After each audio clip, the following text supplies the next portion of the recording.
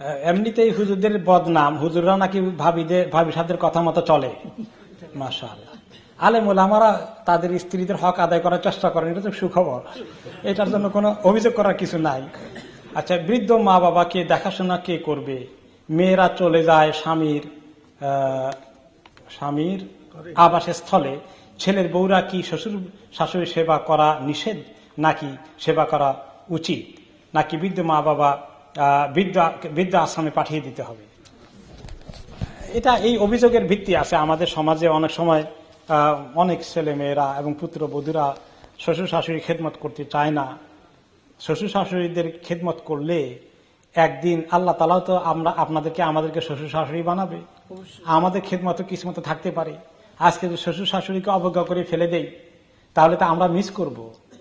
সবরের সাথে করা উচিত, আমি অনুরোধ করব। আর পিতা মাতাও খেয়াল করবেন, শ্বশুর শাশুড়িরাও, যে দেখেন এই দেশে বিভিন্ন কারণে অনেক অসুবিধা হয়। মনে করেন এক ঘরে থাকলে শ্বশুর শাশুড়ি খেদমত, কিন্তু ঘরটা ছোট, বাথরুমের টানাটানি অসুবিধা, ছেলে মেয়ে আরো আসে, আরো মেহমান অতিথি আসে। এখন যদি অল্প ঘরে এত লোক থাকে তাহলে খেদমত তো অনেক সময় খেদমতের উল্টাটা ঘটে যায়। যখন মানসিকভাবে অশান্তি চলতে থাকে আর দূরত্ব পয়দা হয়ে যায়, ঝগড়া হয়ে যায়, মুখ কালাকালি বেজার হয়ে যায়, তখন কি আর খেদমতটা পাওয়া যায়? এই জন্য আমাদেরকে দেখতে হবে, অবস্থার আলোকে কিছু ছাড় দেওয়া লাগলে দিতে হবে। তবে আমি অনুরোধ করব যে পিতা মাতাকে খেদমত করার তৌফিক যদি জোটে তাহলে এটার চেয়ে বড় অনেক নেক আমল খুব কমই আছে। যে সমস্ত নেক আমল মানুষের জন্য জান্নাতে যাওয়ার দরজা সহজ করে দেয় তার মধ্যে অন্যতম হচ্ছে পিতা মাতার খেদমত করে তাদের সন্তুষ্টি, তাদের দোয়া নেওয়া। এমনও ভাবি সাহেব আছেন, বিয়ের পর যে স্বামী 20-25 বছর মা বাবা ভাই বোন লালন পালন করেছে তাদের সাথে সম্পর্ক ছিন্ন করতে স্বামীকে বাধ্য করে। এমনকি অসহায় মা ভাই বোনদেরকে টাকা পয়সা দিতে চাইলে স্ত্রী সে স্বামীর উপর চড়াও হয়ে যায়। এমন অবস্থা হলে কি করা উচিত? এই দুটি প্রশ্নের ব্যাপারে শরীয়তের কোন দিক নির্দেশনা আছে কিনা বলবেন। কিছু কিছু সমস্যা তো আমাদের সমাজে ভালোই আছে। তো মনে করেন যেটা একটা কমন সমস্যা, এই দেশের মেয়েদেরকে বিয়ে করেছে দেশ থেকে আসা ছেলে, এরকম সমস্যাগুলো বেশি হয়। এখন এই দেশের মেয়েরা যারা বলে যে দেশের কিছু চিনি না, এখানে যা আছে আমাদের টাকা পয়সা সব এখানে ব্যয় করা, আর সেই বেচারা দেশ থেকে অ্যাসাইনমেন্ট নিয়ে এসেছে, কমিটমেন্ট নিয়ে এসেছে, এখানে আসলে বস্তা বড় টাকা আছে, খালি দেশে পাঠাবে আর পাঠাবে। ও দেশে ওরা তো বস্তার জন্য বসে আছে, এখন না পাঠালেও এই বেচারার কাছে আশা করে বসে তাকে পাঠিয়ে দিয়েছে। এখন যখন পাঠানো শুরু করে দেয়, এখানকার বিবি বাচ্চারা মনে করে কি ব্যাপার, খালি সব দেশে পাঠায়, আমাদের উপায় কি হবে? এই যে একটা পরিস্থিতি, এটা কিন্তু অনেক ঘরে ঘরে আছে, ঠিক কিনা? অনেক জায়গায় এগুলো আমাদের পরিবারের মধ্যে এখন চলছে। আমি বলি উভয় পক্ষকেই কিছু কম্প্রোমাইজ করতে হবে। যিনি খালি দেশে পাঠান তার উচিত যে এটা ঠিক হবে না, এতে তার দাম্পত্য জীবনটা এফেক্ট করবে, তার দাম্পত্য জীবনটা ঠিক রাখতে হবে। নিজের পুঁজি ঠিক না রেখে যদি ক্যাপিটাল হারিয়ে ফেলেন তো তাহলে তো আপনি মা বাবার ভাই বোনদের কিছু উপকার করলেন, কিন্তু এখানে যে আপনার সংসার ভেঙে যাচ্ছে এটা আপনার খেয়াল করা লাগবে না? এত বুদ্ধি কম কেন? এটি তো ঠিক রাখতে হবে। এখানে আপনার ছেলে মেয়ে, আপনার স্ত্রীর সঙ্গে সম্পর্ক আছে, বেচারিকে বুঝাই শুনে যা পারেন কিছু কম্প্রোমাইজ করে, কিছু কম হলেও তাকে একটু বলেন যে দেখো পাঠাইলে অনেক স্বভাব হবে, আস্তে আস্তে করে এরকম করে একটু কম্প্রোমাইজ করেন। স্ত্রীকেও বলি যে দেখেন দেশের মানুষে যদি অভাব অনটনে থাকে, বিশেষ করে যারা কষ্টে আছে তাদের জন্য কিছু পাঠাইতে চলে আপনি যদি অ্যালাউ করেন, অ্যালাউ করার কারণে আপনার ক্ষতি হবে না, বরঞ্চ আপনি আল্লাহ তাআলার কাছে অনেক বড় নেকি পাবেন। কারণ যে যারা কষ্টে আছে আত্মীয় স্বজন, তাদেরকে কিছু দেওয়ার কারণে এখানে ইনশাল্লাহ না খাইয়ে মরবেন না।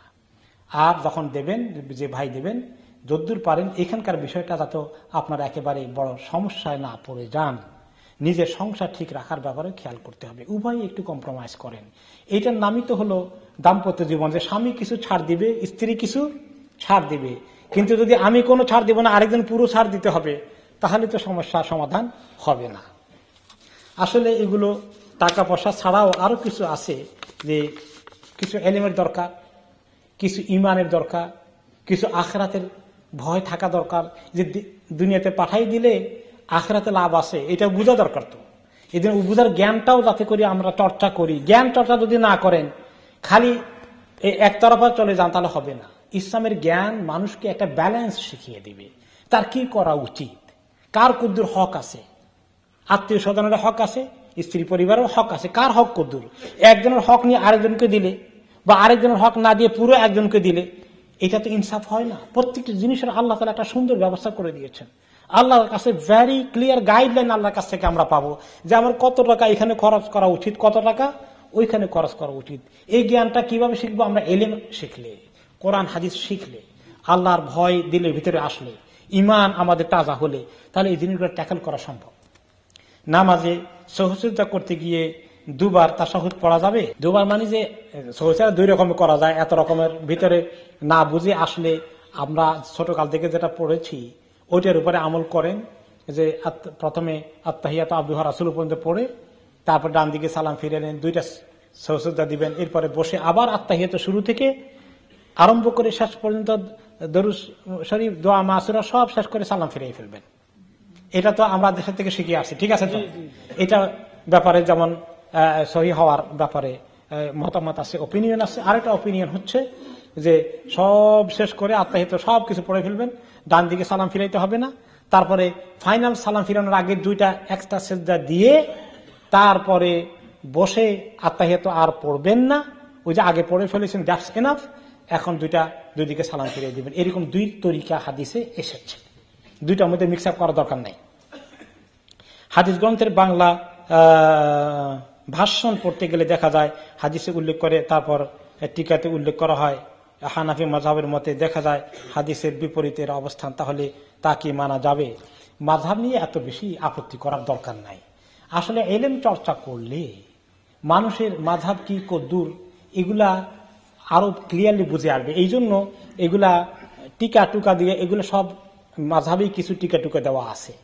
তো আসল হচ্ছে যে মানুষ যত লেখাপড়া করবে তত মানুষের সহি দৃষ্টিভঙ্গিটা একদিনে হয় না, অনেক দিন লাগে। পড়তে পড়তে পড়তে পড়তে মানুষ এগুলো বাড়বে। আপনি যেটা নোটিস করেছেন, এটা দূর করার ওষুধ হলো মানুষকে বেশি করে পড়াবেন। এই একটা ফতুয়া দিয়ে দিলে অনেকে বুঝে আসে না, এই জন্য ফতুয়ার পরিবর্তে লেখাপড়া বেশি করতে হবে। অকুর রব্বি জিদনি ইলমা, আমরা এলেম শিখার কাজটা বাড়াইতে হবে, সোজা কথা। বাবার চাচাতো বোনকে কি বিবাহ করা যাবে?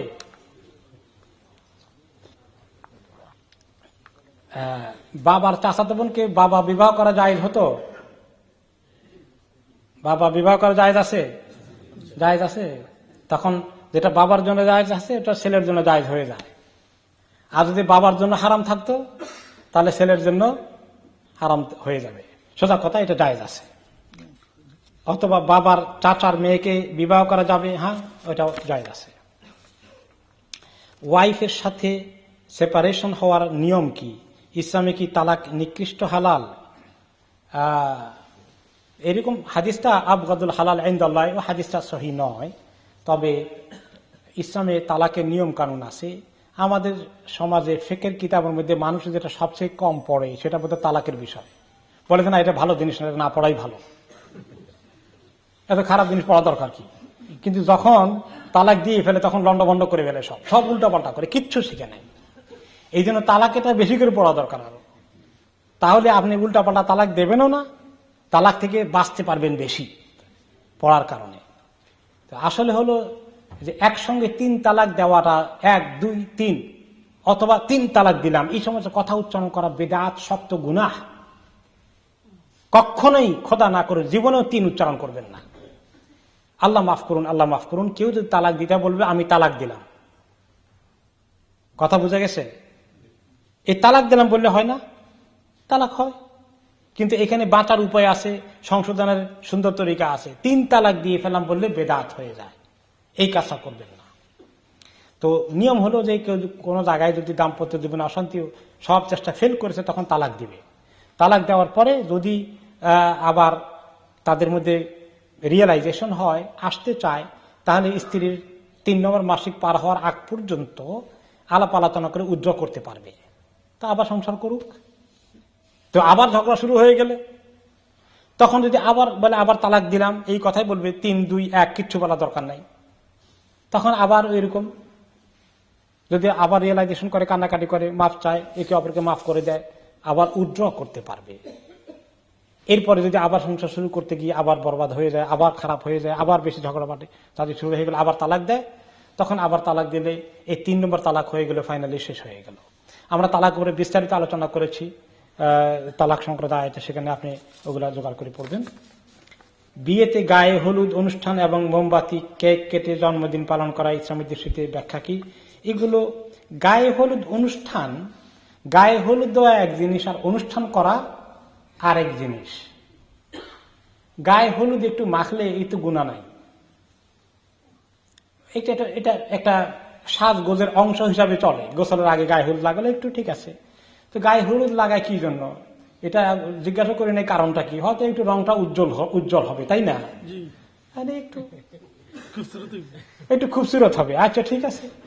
একটু খুবসুরত হইতে চাইলে এটা শরীয়তের এমন আপত্তি নাই। যেমন সাজার জন্য একটু খোপাটা সুন্দর করে, একটু বেনি করে, এরকম কিছু করে, কপালের মধ্যে কি বলে টিকলি পরে, আর ঠিক আছে করুক। মহিলাদেরকে এরকম একটু সৌন্দর্য চর্চা করা ইসলামে কিছু স্বাধীনতা দিয়েছে। এখন অনুষ্ঠান করা, সে উপলক্ষে মেয়ের কিছু বান্ধবী আসে 2-4 জন, বা তার আত্মীয় স্বজন আসে, তারা একটুখানি সামনে খাওয়া দাওয়া করে, অসুবিধা নাই, এটাও ঠিক আছে। কিন্তু এখন এটা করতে গিয়ে আরেক বিশাল ফাংশন হয়ে যায়। এইটার জন্য এখন আবার হল বুকিং করো, এইটার জন্য আবার এত কিছু পাঠাইতে হবে বরের পক্ষ, ওখানে আরেক বিরাট একটা অ্যামাউন্ট খরচ করতে হবে। তো এটা আরেক ওয়ালিমা হয়ে যাচ্ছে। ওয়ালিমা কয়টা হয় বিয়ার মধ্যে? একটা হইলেই তো হয়, এতগুলো করা হয় কেন? এগুলো যেন বড় না হয়ে যায়। তাহলে এই সমস্ত রসম রেওয়াজ করতে করতে বিয়েটা অনেক এক্সপেন্সিভ হয়ে যাবে, অনেক জটিল হয়ে যাবে। আর আল্লাহ তাআলা চান বিয়ে শাদী যেন সহজ হয়, সিম্পল হয়, ইজি হয়। এই জন্য আল্লাহর ওয়াস্তে শুধু হলুদ নয়, এই জাতীয় বিভিন্ন অনুষ্ঠানগুলোকে যত কাটছাট করতে পারেন। একটা ওয়ালিমা সুন্নত, সেটা বরের পক্ষের উপরে বর্তায়, মেয়ের পক্ষের উপরে বর্তায় না। এই জিনিসটা আমরা যত সিম্পল রাখতে পারি তত ভালো। মোমবাতি কেক কাটা, জন্মদিন পালন করা, আবার কেউ বিয়ে বর্ষ পালন করে, এগুলো ইসলামের দৃষ্টিতে ঠিক নয়। এগুলো অন্য জাতির কালচার। অন্য জাতির কালচারগুলো আমাদের সমাজে নিয়ে আসলে এগুলো আমাদের দিনের জন্য ক্ষতির কারণ হবে। এই ব্যাপারে নবী করিম সাল্লাল্লাহু আলাইহি ওয়াসাল্লাম জেনারেলি একটা হাদিসে বলেছেন, মান তাশাব্বাহা বিকওমিন ফাহুয়া মিনহুম, যে অন্য কোন জাতির মতো আচরণ করে, তাদের আচার অনুষ্ঠান কালচার এগুলাকে গ্রহণ করে, ওদের মতোই প্র্যাকটিস করে, সে তাদের অন্তর্ভুক্ত হয়ে যায়। তা আমরা কিভাবে আমাদের ইসলামী তরিকার ভিতরে থাকি, অন্য জাতির কালচারগুলোর দিকে আমরা না যাই? অনেকেই কি বলে বিবাহ ম্যারিজ ডে পালন করে, তাই না? আচ্ছা, আমরা যারা ম্যারিজ ডে পালন করে নেই, আমাদের কি কোনো অসুবিধা হয়েছে? আর যারা ম্যারিজ ডে পালন করেছে তারা কি বেশি সুখী আছে? কে বলছে? দেখবেন তাদের ভিতরে অশান্তি বেশি, উপরে দিয়ে খুব ম্যারিজ ডে করে। বেতন নামাজের 3 নম্বর রাকাতে তাকবীর না দিয়ে ভুল করে রুকুতে গিয়ে তাকবীরের কথা মনে হয়েছে, তখন আমি কি করব? আপনি যদি তাসবিহ না পড়ে থাকেন তাহলে এখন বলেন আল্লাহু আকবার, কিন্তু যদি তাসবিহ পড়ে ফেলেন আর বলার দরকার নাই। অনেক ইমামের দৃষ্টিতে তাকবীরটা সুন্নত মিস হয়ে গেলে আমাদের ক্ষতি হয় না। দয়া করে ব্যাখ্যা করার জন্য আবেদন। বিয়ের ব্যাপারে কন্যা পক্ষকে বেশি চাপ বা দাবি করা কি ঠিক? বরপক্ষকে কাবিন, সোনা, ক্যাশ ইত্যাদি দাবি না করে কম খরচে কন্যাকে দামাদের সাথে বিবাহ দেওয়ার জন্য বুঝিয়ে বলুন। ইদানিং বেশি ডিমান্ড করে কোন কন্যা বিয়ে করা সম্ভব হয় না, আর দাবি ছাড়া মা বাবা দেয় না বিয়ে। ব্যাখ্যা করার জন্য অনুরোধ রইল। ওকে, আমি তো এগুলো প্রায় বলে থাকি, বিয়ে শাদীর অনুষ্ঠানে গেলে এগুলো প্রায় বলে থাকি যে আল্লাহর ওয়াস্তে বিয়ে শাদীকে সহজ করেন। ইয়াসসিরু ওয়ালা তুআসসিরু, সহজ করে দাও, কঠিন করো না। আমি বারে বারে বলি যে দেখেন সোনা গয়না কয় ভরি দিবে? অনেক ভদ্র মানুষ আছে, তারা ভদ্রভাবে দেয়, ভদ্রভাবে নেয়, বলে আপনাদের খুশি। আচ্ছা, মোহরানা কত দিবে? সেটা ঠিক আছে, মোহরানার ব্যাপারে অ্যামাউন্ট অ্যাগ্রি করা, আলাপ আলোচনা করা জায়েজ আছে, করতে পারে। এখন মোহরানা 3,000 হতে পারে, 5,000 হতে পারে, আর 20,000ও হাঁকাইতে পারে। কিন্তু এই হাঁকানির মধ্যে এবং যে দিতে পারবে না, দেওয়ার সক্ষমতা নাই, টু মাচ, বাকি থাকবে অনেক কিছু, এই তরিকাটা সুন্নতের খেলাফ, আল্লাহ নবীর তরিকা অনুযায়ী হয় না। নবী করিম সাল্লাল্লাহু আলাইহি ওয়াসাল্লামের তরিকার মতো বিয়ে শাদী করার মধ্যে যে বরকত হবে, ওনার তরিকা বর্জন করলে সেটা বরকত হবে না। হাদিসে এসেছে যে মহিলার বিয়ে শাদীর মধ্যে ডিমান্ড কম, খরচ কম, লেস কমপ্লিকেশন, তার মধ্যে আল্লাহ তাআলা খাইর ও বরকত বেশি দান করে। আর যে মা বাবা দাম বাড়ায়, খুব বেশি ডিমান্ড করে, তাদের কপাল পোড়া, তারা মেয়ের ক্ষতি করছে। বিলিভ মি, তারা মেয়ের ক্ষতি করছে। এই জন্য সহজ করে দিবেন। আমি বলি যে আচ্ছা এটা নিয়ে এত পেশাপাশি করান, কয় ভরি সোনা দিবেন? তারা দিবে 5 ভরি, 7 ভরি, 10 ভরি, না 20 ভরি দেওয়া লাগবে। জোর করে আদায় করে। তা আমি বলি জোর করে গিফট আদায় করা, জোর করে নেওয়ার মধ্যে মজা আছে? কষ্ট করে দেয়, মানুষের মনে বিরক্তি আসে। যেটা মানুষ মন খুলে দেবে, ঠিক মহারানার ক্ষেত্রে নেগোসিয়েশন করেন, কিন্তু যেটা মানুষে ইচ্ছা করে দেবে, যেটা মানুষের দিতে কষ্ট হবে না, যেটা মানুষ খুশি মনে দিবে, সেটাই করে। তবে কোন লোক যদি এক্সট্রাঅর্ডিনারি কৃপণ হয়, একেবারে কৃপণ বখিল হয়, তার সঙ্গে নেগোসিয়েশন করে একটা মিনিমাম হক আদায় করা যায়। কিন্তু এরকম না হলে ভদ্রলোকই থাকেন, ভদ্রলোকের নিচে নামবেন না, এর মধ্যে ফায়দা নাই। আত্মীয় স্বজনের ব্যাপারে কি রকম পর্দা করা যায় বিস্তারিত বলুন। কি এদেশে পর্দা করা খুব কঠিন হচ্ছে? এটা ঠিক কঠিন। 14 জনের পর্দা করতে হয়, সেগুলা সূরাগুলো থেকে জেনে নেবেন।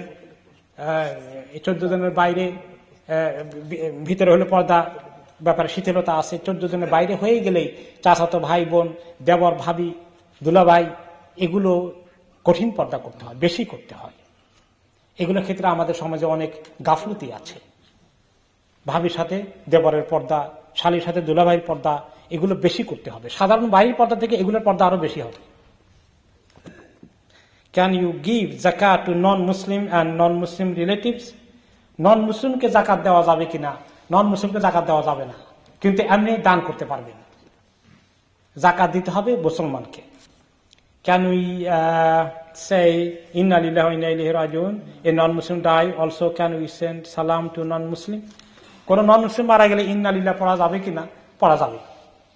অনেকে বলবে ছোটকাল, না এটা পড়া যাবে না, বলতে হবে ফি নারে জাহান্নাম খালিদিনা ফিহা।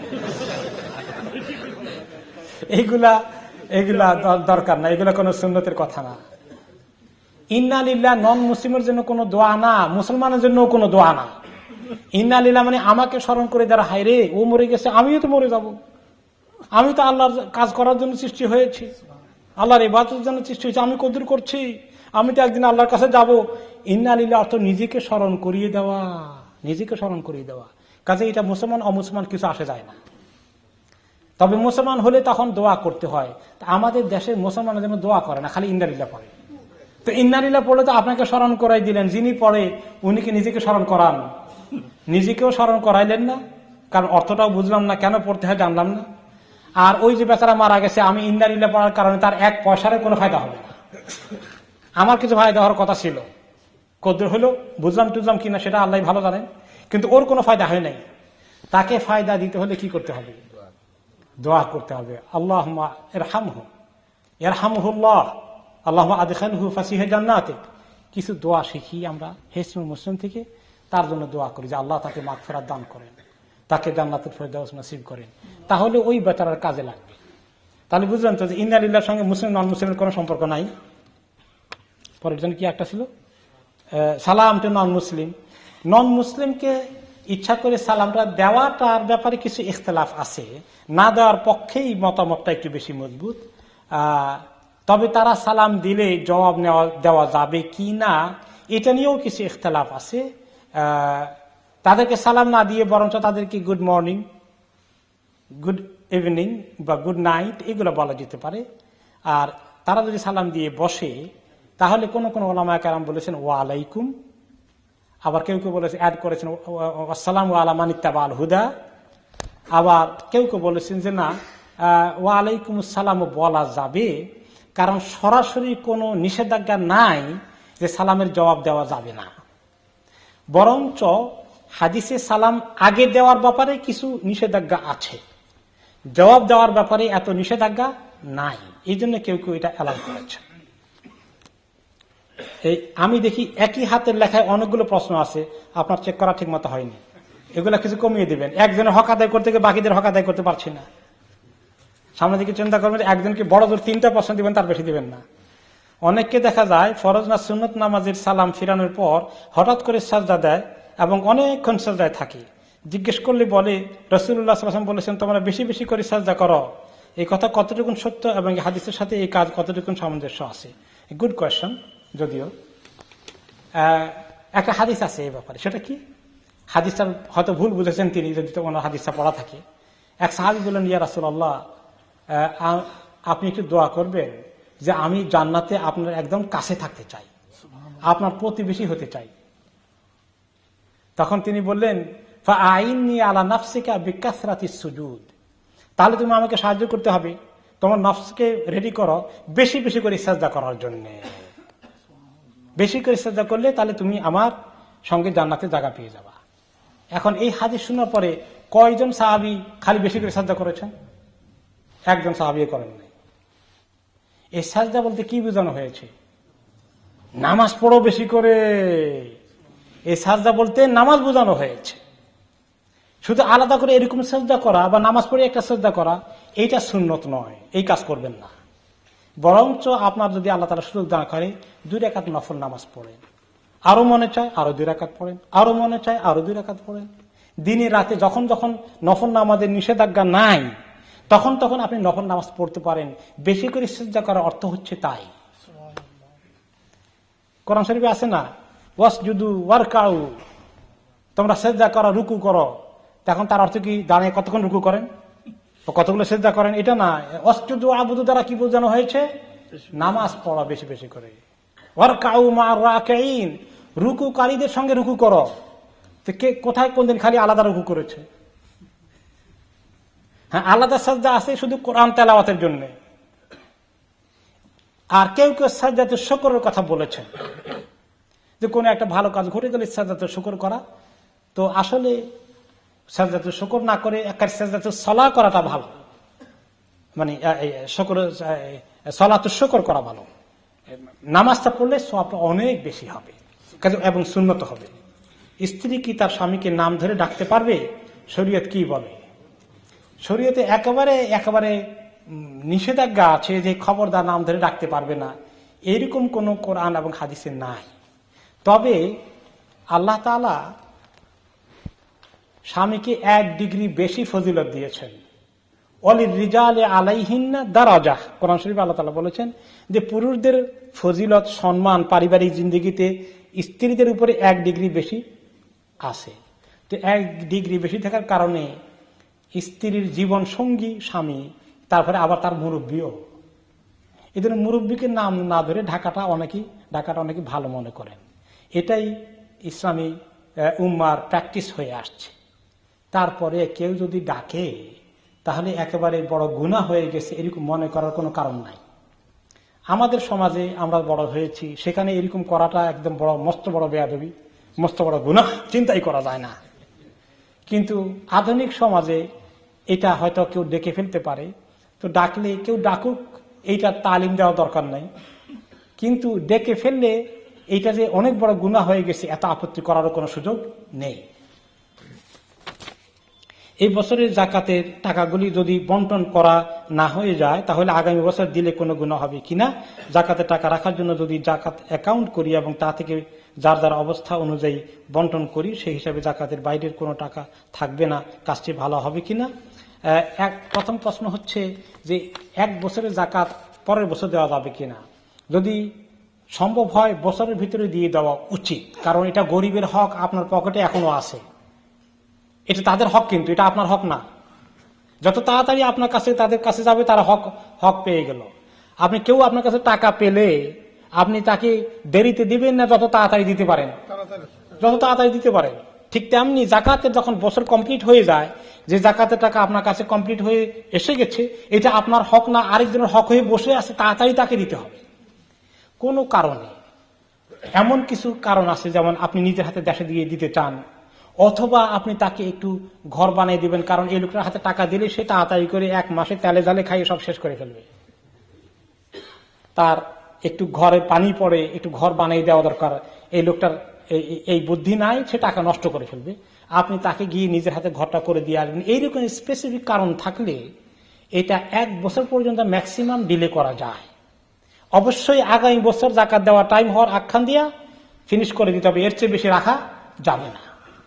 আর অ্যাকাউন্ট করে রাখতে পারলে জায়েজ আছে, কিন্তু আপনার অ্যাকাউন্ট বইতে সব জায়গাতে এটা থাকতে হবে। যদি আল্লাহ তাআলা মাফ করেন আপনার ইন্তেকাল হয়ে যায়, তখন সঙ্গে সঙ্গে ওই অ্যাকাউন্টের টাকাটা জাকাতের টাকা হিসেবে যেন ছেলে মেয়ের কাছে ওসিয়ত করা থাকে বা তাদের কাছে সবার জানা থাকে যে এই টাকাটা জাকাতের টাকা, তারা তাড়াতাড়ি উঠিয়ে তাদের কাছে দিয়ে দেবে। এই ব্যাপারে যদি আপনি অ্যারেঞ্জমেন্ট করে ফেলতে পারেন তাহলে জায়েজ আছে। বেশ কয়েক বছর আগে দেশে এক রিক্সাওয়ালা অতিরিক্ত ভাড়া দাবি করায় আমি তা দিতে অস্বীকার করি। পরে ওই বেচারা ভাড়া নিয়েছিল কিনা শত চেষ্টা করেও স্মরণ করতে পারছি না। ঘটনাটি বারবার এখন মনে পড়ছে এবং মারাত্মক অস্থিরতার মধ্যে আছি। লোকটি আমার এলাকার নয় যে যোগাযোগ করা সম্ভব। যদি এলাকা নাও হয়, অন্য কোনো জায়গারও হয়, খুঁজে বের করতে পারেন তাহলে তো অবশ্যই তাকে দেওয়া উচিত। আর যদি আপনি একদম জানেন না, তাহলে আপনি এই সমপরিমাণ টাকা আপনি আল্লাহর ওয়াস্তে গরিবকে দিয়ে দিবেন যে আল্লাহ, ওই বেচারার হক যদি আমার দ্বারা আত্মসাৎ হয়ে থাকে, আদায় না হয়ে থাকে, আল্লাহ আপনি যেভাবে এই টাকাকে কবুল করে তার হক পূরণ করে দেওয়ার ব্যবস্থা করে দেন।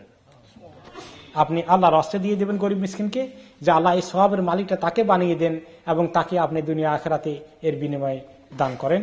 এবং আরেকটু দোয়া করেন যে আল্লাহ তার গুনাহ আপনি মাফ করে দিয়েন।